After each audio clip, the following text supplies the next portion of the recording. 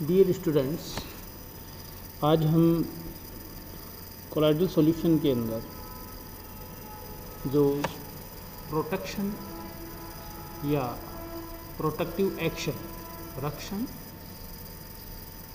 और रक्षी क्रिया के बारे में पढ़ेंगे।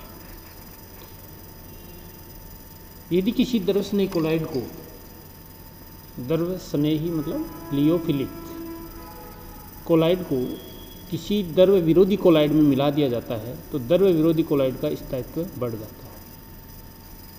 यदि किसी द्रव स्नेही कोलाइड को किसी द्रव विरोधी कोलाइड में मिला दिया जाता है तो द्रव विरोधी कोलाइड का स्थायित्व बढ़ जाता है, अर्थात उसका स्कंदन नहीं होता है।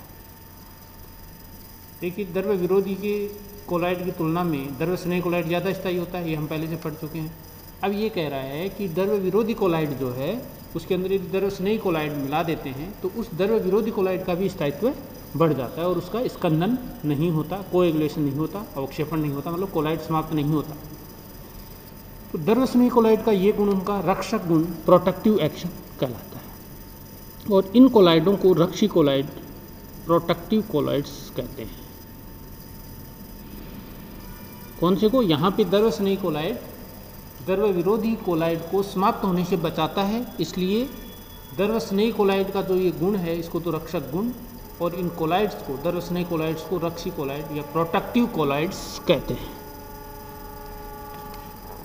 उदाहरण के लिए, यदि गोल्ड सोल, द्रव विरोधी सोल आपको पता है, में थोड़ा सा जिलेटिन, और जिलेटिन द्रव स्नेही कोलाइड होता है, को मिला दिया जाए तो NaCl का गोल्ड सोल का स्कंदन नहीं किया जा सकता।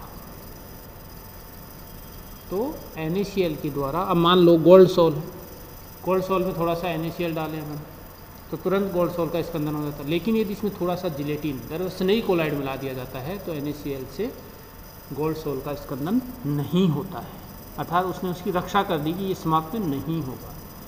यदि इसको रक्षण क्रिया को डिफाइन करें तो हम कहेंगे कि द्रव स्नेही कोलाइड की थोड़ी मात्रा द्रव विरोधी कोलाइड में पहले से मिलाने पर उन्हें कुछ स्थायित्व प्राप्त होता है। ये तो नहीं कि एकदम से चिरस्थायी हो जाए, लेकिन स्थायित्व प्राप्त होता है और वे भी स्कंदन के प्रति रक्षित हो जाते हैं या प्रोटेक्ट हो जाते हैं। ये क्रिया रक्षण कहलाती है, प्रोटेक्शन एक्शन कहलाती है। कौन करता है? द्रव स्नेही कोलाइड। किसकी करता है? द्रव विरोधी कोलाइड की। होता क्या है इस प्रक्रम में कि सोल के कुछ कण रक्षी कोलाइड कणों, द्रव स्नेही कोलाइड कणों का अवशोषण करके द्रव स्नेही कोलाइड कण जो हमने मिलाया उसका एब्जॉर्प्शन होता है, अवशोषण होता है। तो उसके अवशोषण से चारों ओर एक रक्षक परत बन जाती है, प्रोटेक्टिव लेयर बन जाती है, जैसा कि डायग्राम में दिखाया है। यह रक्षक परत अवक्षेपण कारक के आयनों को सोल के कणों तक पहुंचने नहीं देते हैं।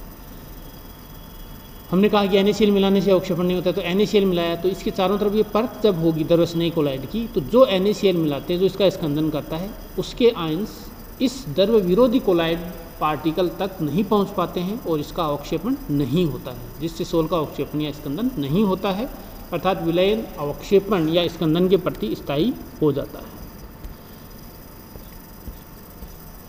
जैसे इसमें है, ये प्रोटेक्टिंग पार्टिकल्स हैं, है ना। ये जो बाहर की तरफ जो हैं, ये जो लगे हैं, ये प्रोटेक्टिंग पार्टिकल्स, और ये जो खुद ये है, ये किसका? इसका प्रोटेक्शन हो रहा है, तो ये प्रोटेक्टेड पार्टिकल्स हो गए। अब यहाँ पे दो प्रकार के सिस्टम हैं। एक तो कह रहा है कि जब रक्षित कण रक्षक कणों से बड़े होते हैं, इसमें तो क्या है, रक्षित कण जो प्रोटेक्टेड पार्टिकल्स हैं वो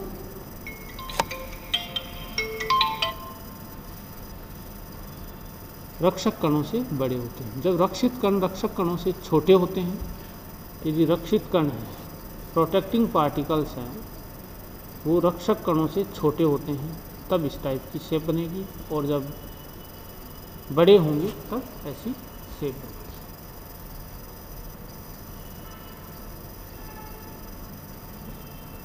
रक्षित कण, रक्षक कण। रक्षक कण का मतलब प्रोटेक्टिंग पार्टिकल्स और रक्षित कण मतलब प्रोटेक्टेड पार्टिकल्स।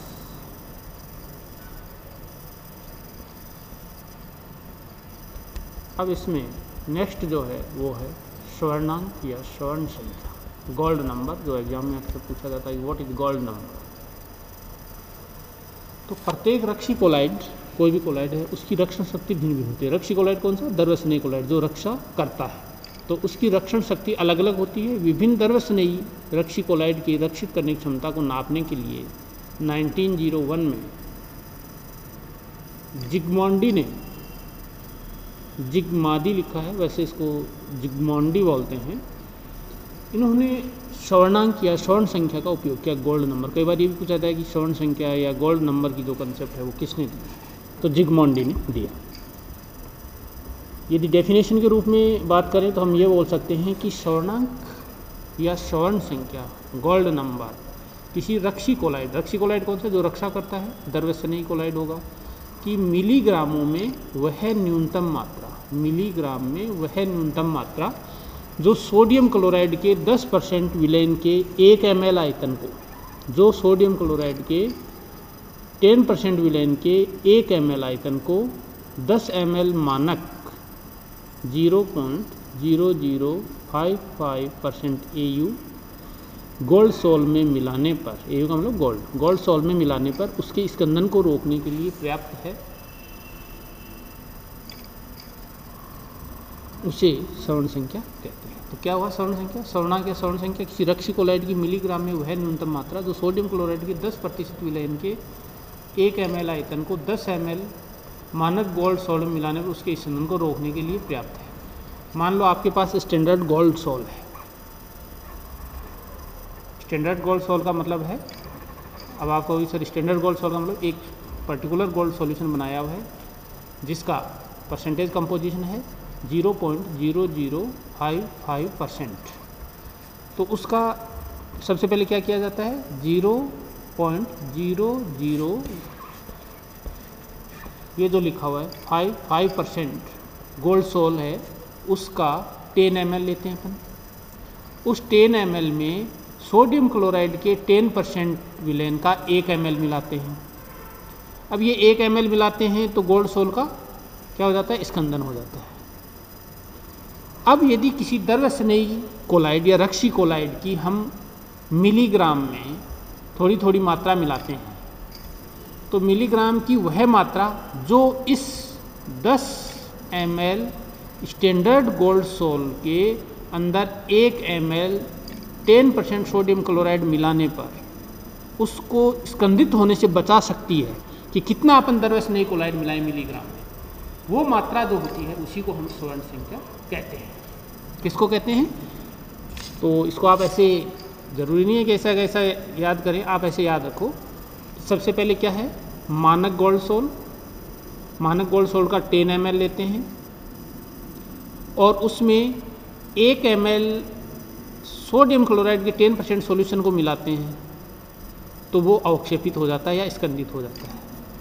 अब उसको अवक्षेपण होगा तो हम क्या करते हैं कि रक्षी कोलाइड उसमें मिलाते हैं।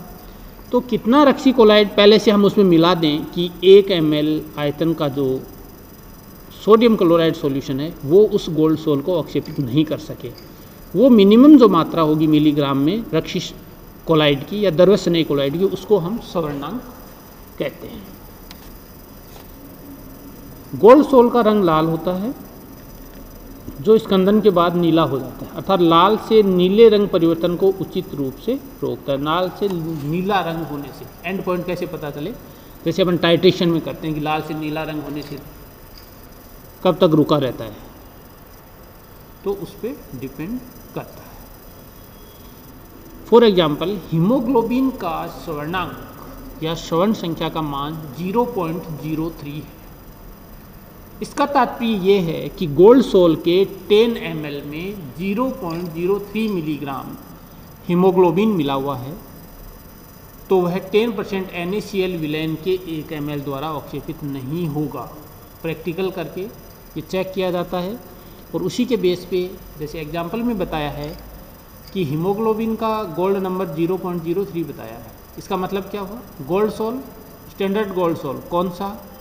0.0055%। उसके अंदर उसके 10 ml में 0.03 मिलीग्राम हीमोग्लोबिन मिला हुआ हो, मतलब 0.03 मिलीग्राम हीमोग्लोबिन मिला दिया, तो उसमें हम यदि 1 ml 10% NaCl सॉल्यूशन डालते हैं तो वो गोल्ड सोल अवक्षेपित नहीं होगा। इसका मतलब हीमोग्लोबिन का जो गोल्ड नंबर है वो 0.03 है। ये इसकी रक्षित करने की प्रवृत्ति बताता है कि इतना मिलाएंगे तो गोल्ड सोल को अवक्षेपित होने से बचाएगा।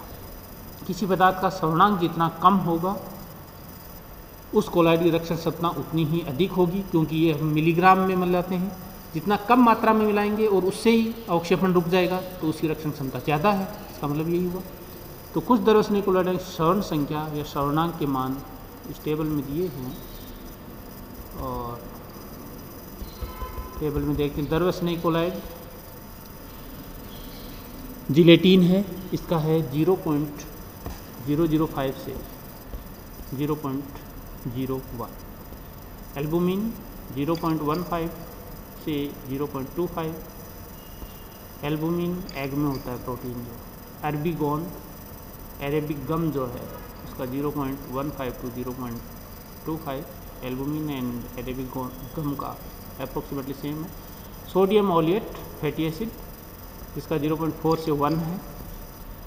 डेक्स्ट्रीन 6 से 20। आलू स्टार्च 20 to 25। ये इनका गोल्ड नंबर है। गोल्ड नंबर जिसका ज़्यादा होगा इसका मतलब उस पदार्थ को गोल्ड सोल को रक्षित करने के लिए ज़्यादा मिलाना पड़ेगा। इसका मतलब उसकी रक्षित करने की कैपेसिटी कम है, अर्थात जिसका स्वर्णांक का मान कम होगा उसकी रक्षित करने की प्रवृत्ति ज़्यादा है। तो इनमें से यदि देखें तो सबसे ज़्यादा रक्षित करने की प्रवृत्ति जिलेटिन की है। कंपटीशन में इसमें से क्वेश्चन अक्सर पूछा जाता है। जिलेटिन एक उच्च श्रेणी का और स्टार्च निम्न श्रेणी का रक्षी कोलाइड है, जो मैं अभी ऊपर आपको बता चुका, क्योंकि जिसका स्वर्णांक ज़्यादा होता है वो ज़्यादा मिलाना पड़ता है, और जो ज़्यादा मिलाना पड़ता है इसका मतलब उसकी रक्षण करने की प्रवृत्ति कम है। तो जिलेटिन एक उच्च श्रेणी का और स्टार्च निम्न श्रेणी का रक्षी कोलाइड है। आइसक्रीम के निर्माण में बर्फ के कोलाइडी कणों का स्कंदन से रक्षण करने के लिए जिलेटिन रक्षी कोलाइड के रूप में प्रयुक्त की जाती है। ठीक है। इसी तरीके से रक्त प्रोटीन की रक्षक क्रिया के फलस्वरूप ही रक्त अत्यधिक निलंबित पदार्थों को रख पाता है। रक्त प्रोटीन, ब्लड में जो प्रोटीन होती है उसकी रक्षक प्रक्रिया के कारण ही रक्त में खूब सारे निलंबित पदार्थ होते हैं, वो जमने से बचाता है। अन्य रक्त सीरम, ब्लड सीरम से ये संभव नहीं है। अनेक फाउंटेन पेन स्याहियों में रक्षक पदार्थ होते हैं, जिससे पेन में स्याही का जमाव, क्लॉगिंग नहीं हो। फाउंटेन पेन होती है इससे जमती नहीं हो। कई बार आपने देखा होगा कि जो बॉल पेन आते हैं, जो पेन है उनके अंदर स्याही जम जाती है। तो क्यों होता है? क्योंकि उसमें अच्छे से जो अच्छे स्वर्णांक वाला रक्षक पदार्थ नहीं मिलाया हुआ होता है। Okay, thank you.